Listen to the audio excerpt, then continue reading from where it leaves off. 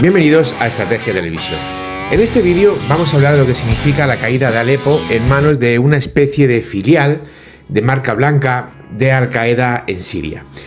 Como ya sabéis, ha habido múltiples noticias al respecto. La ciudad de Siria de Alepo, una de las más importantes del país, hace 48 horas fue tomada por este grupo guerrillero que, como he dicho, es una extensión, una prolongación de lo que es Al-Qaeda en Siria. En este vídeo vamos a entrar desde un punto de vista estratégico en qué significa esa toma, sobre todo referente a lo que es no solamente el régimen sirio, que no deja de ser una dictadura socialista, y con lo cual cada vez que cae una dictadura socialista es una buena noticia, sino lo que significa para la propia Rusia. Y es una muestra más de que Rusia es un estado fracasado y que los rusos, más allá de cuatro tarados Putin lovers contando fantasmada de misiles hipersónicos que no valen ni para derrotar a campesinos en Ucrania, pues Rusia no tiene nada más. La caída de Alepo, me vais a permitir que os sea muy sincero, sirve para dos cosas. La primera de ellas es para que frikis civiles que no han tenido en su vida eso que tenemos los hombres entre las piernas para servir a su país, puedan hacer vídeos disfrutando de la guerra desde el salón de su casa. La segunda de ellas es para que veáis que Rusia no sirve para nada y no es capaz de mantener una guerra en dos frentes. Rusia ya dejó tirada a Armenia. Ha habido un genocidio amparado por los criminales de Europa, amparado por los asesinos del pueblo armenio del Partido Popular Europeo, del Partido Socialista Europeo, de los verdes europeos, de los liberales europeos, y a los cuales los rusos, que en teoría eran sus protectores, han dejado tirado. ¿Por qué? Porque ni siquiera los rusos tienen capacidad para luchar contra Azerbaiyán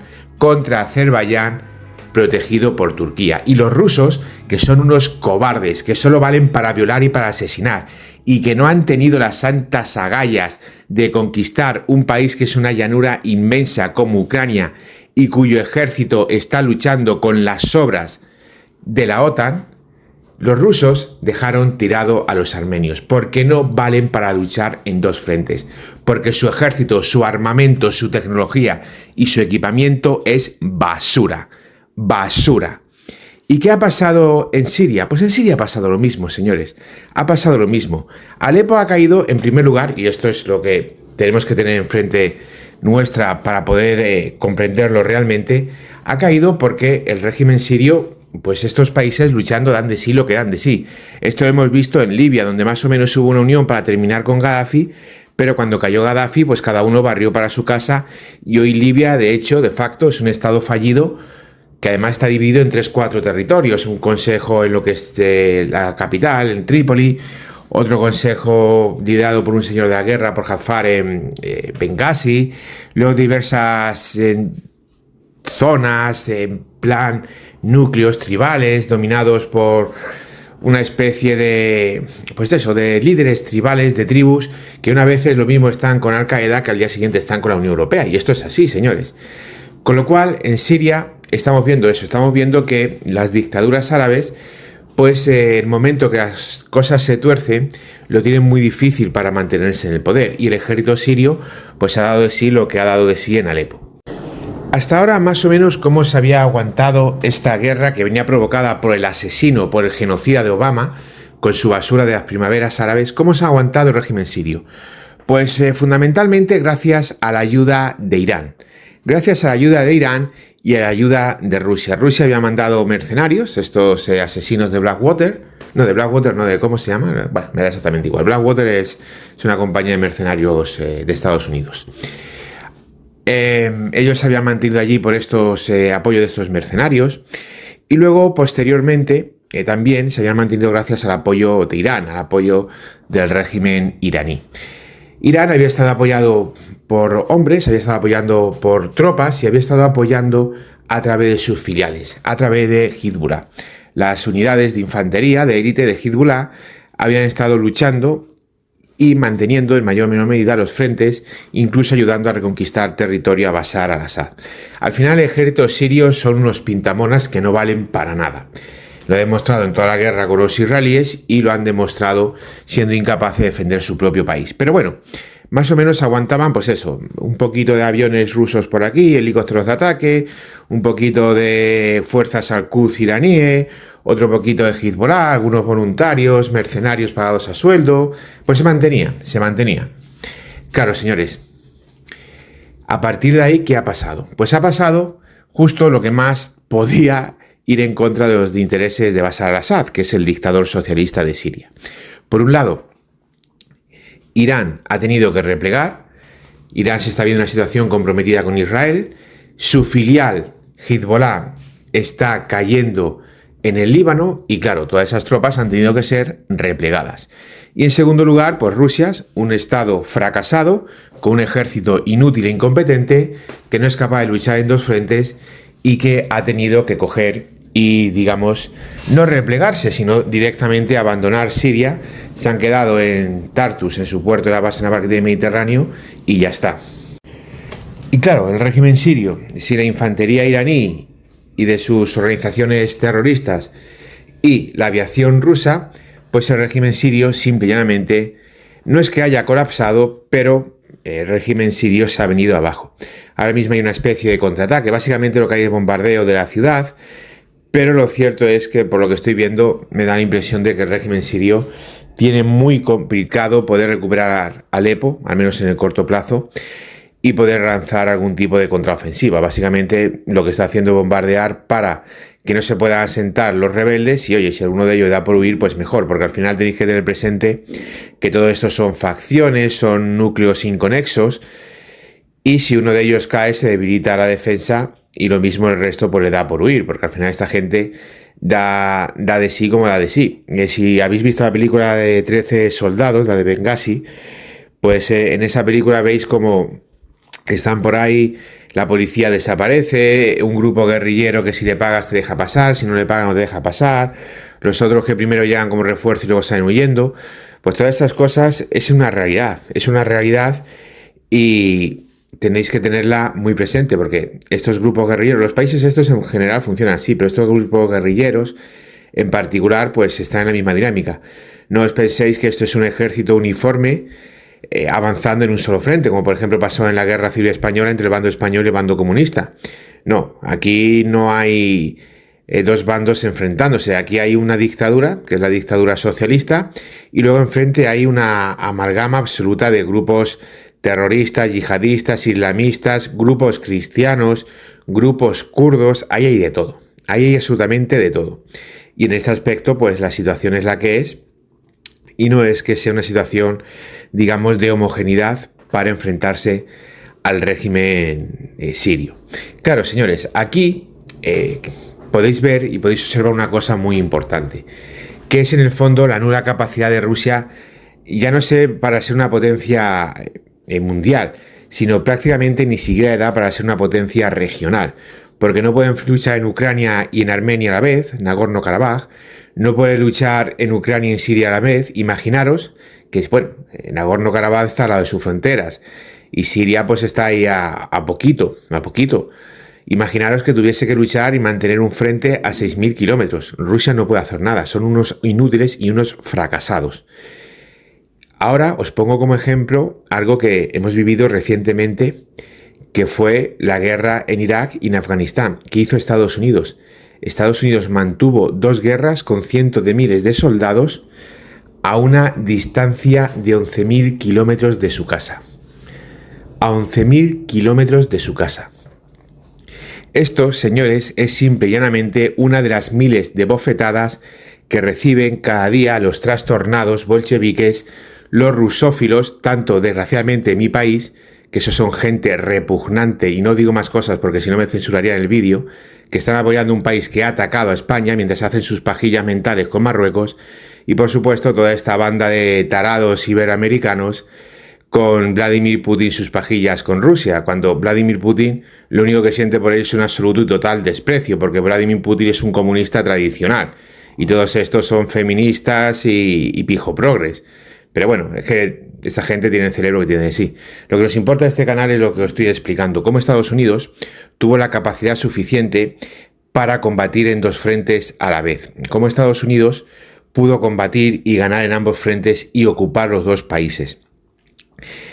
En este aspecto, Rusia no es que tenga la capacidad como Estados Unidos hizo en Irak de llegar a Siria, que es un país parecido, aunque mucho más pequeñito que Irak, tanto en extensión como en población, y ocupar y decir, aquí mando yo. Rusia no ha tenido esa capacidad. Pero es que Rusia no solamente no ha tenido esa capacidad, sino que además es incapaz de mantener al régimen sirio. No ya de llegar como Estados Unidos y decir, mira, este lo conquisto yo, aquí pongo mi bandera y ahora se va a hacer lo que a mí me dé la gana. No, ellos han tenido que estar allí apoyando con aviación, con un poco de infantería de élite, VDVs, Pesnas y demás, y algunos helicópteros de ataque. Ya está, ya está. En Armenia ni siquiera han intervenido, porque no le dan más de sí. Rusia, a día de hoy, de facto, no es ni una potencia regional. Rusia, por muchas películas que os cuenten, en una guerra contra la OTAN no dura ni 5 minutos. No es contra la OTAN. Ahora mismo, con todo lo que está comprando Polonia, serás 4 o 5 años que lo van a tener todo el servicio, claro está. Rusia no dudaría ni 5 minutos luchando contra Polonia. Esa es la realidad. Y Putin solo es un pobre payaso que tiene que estar permanentemente amenazando que tiene bombas nucleares, porque si no, no estaría ni dirigiendo Rusia muy probablemente. Y claro, ¿cuál es el futuro que le espera a Siria? Bueno, pues yo ni soy un opinólogo como estos fracasadillos que van escribiendo mensaje queriendo explicar algo cuando no saben ni tienen para comer 3 veces al día, ni mucho menos soy un fantasma que se va a poner aquí a echar cuentas porque no disfruto con la guerra, como otros niños civiles desde el salón de su casa. Pero la realidad de los hechos es que existen posibilidades serias de que el régimen sirio termine siendo derrotado, termine cayendo. ¿Por qué? Por una simple cuestión. Ahora mismo los dos principales aliados, que son los que la han mantenido, porque al final el único, si os fijáis, que ha resistido fue Egipto, y fue Egipto porque Egipto en primer lugar es una nación, los egipcios son una nación, el resto son árabes. No hay diferencia entre un sirio, entre un saudí o entre un libio, son árabes, son todos árabes, son países ficticios formados en base a guerras, califatos interiores y ocupación de países europeos, pero no son países como tal.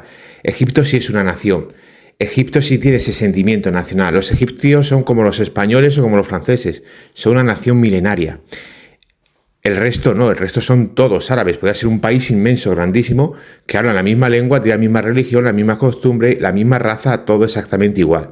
Con lo cual, en este aspecto, tenéis que tener muy presente que el único que aguantó fue Egipto por eso y porque como es una nación tiene un gran ejército cohesionado. El ejército egipcio sirve a Egipto, no sirve a un grupo tribal como pasa en los ejércitos árabes. El resto, Libia, todo viste lo que pasó en Libia, viste cómo se ha desmontado Yemen, viste lo que ha pasado con Libia, perdón. En fin, todos estos países, en mayor o menor medida, Sudán, con las primaveras árabes del genocida de Obama, que tenía que estar juzgado por crímenes de lesa humanidad, pues han terminado destruidos. ¿Destruidos por qué? Porque al final el régimen represor que gobierna allí pues tiene los medios para reprimir a la gente, pero esos medios son medios policiales, de servicio secreto, de inteligencia, de policía política, fundamentalmente porque la oposición se acabe peleando entre ellos, que es así. Ya os he dicho que no es una posición completamente seria. Allí cada uno es de su padre y de su madre. Por ejemplo, si os fijáis, los talibanes en este aspecto son bastante cohesionados.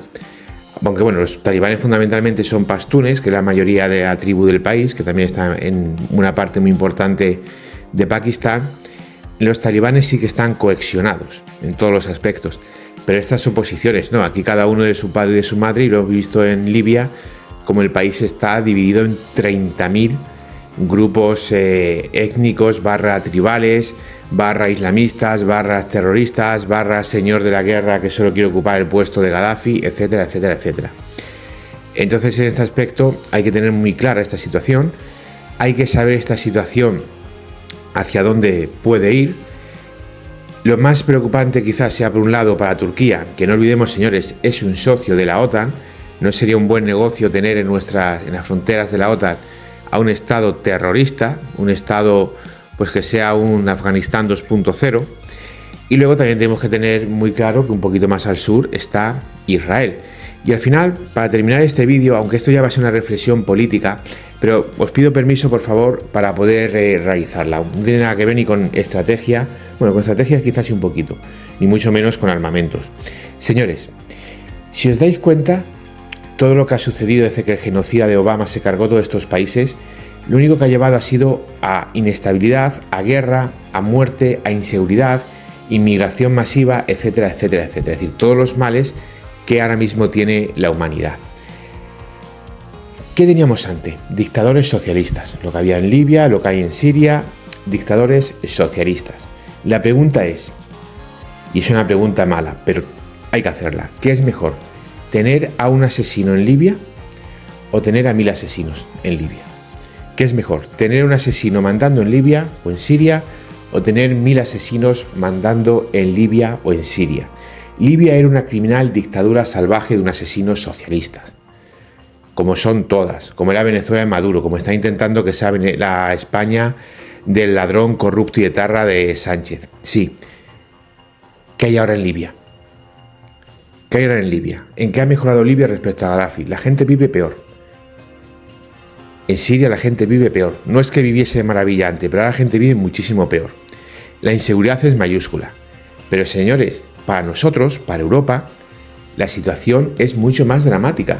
No solamente por todos los refugiados, que no son refugiados, que al final son todos varones en edad militar, no son esos refugiados que vimos blancos, cristianos, como pasó en Yugoslavia, como el ejemplo más conocido por todo de Luka Modric, no, esos eran refugiados. La madre de Modric, y Modric un niñito de, no sé, 5 o 6 años, de la manita de su madre, huyendo de la guerra.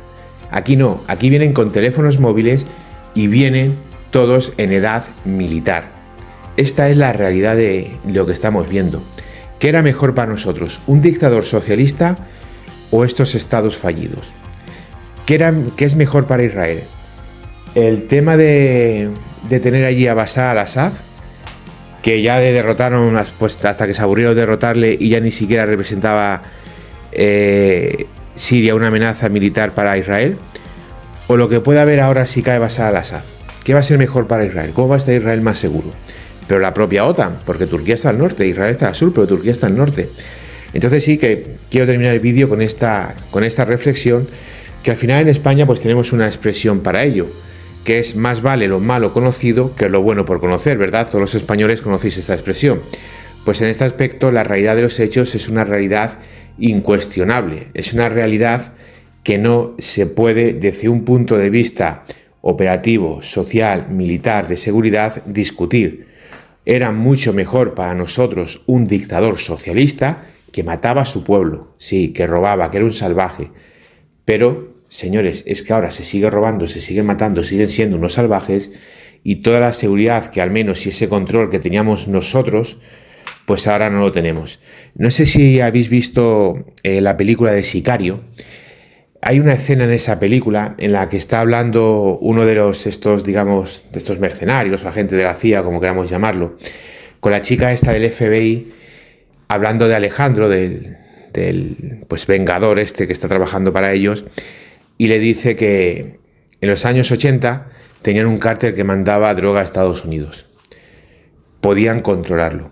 Ahora tienen 300.000 cárteles mandando droga a Estados Unidos. A lo máximo que en el fondo pueden aspirar es a terminar con la competencia y tener un solo cártel que al menos puedan regular y medianamente controlar. Pues esto es exactamente lo mismo, exactamente lo mismo. Nosotros tenemos dos opciones: o tener un dictador salvaje que más o menos podemos controlar, más o menos, o bien tener a 20.000 guerrilleros, terroristas, etcétera, etcétera, que lo único que están sirviendo es para destruirlo todos, a sus países, pero también indirectamente a nosotros. Gracias por ver el vídeo, es un honor informaros de la realidad. No dudéis en dejarme vuestras opiniones y nos vemos en el siguiente análisis estratégico.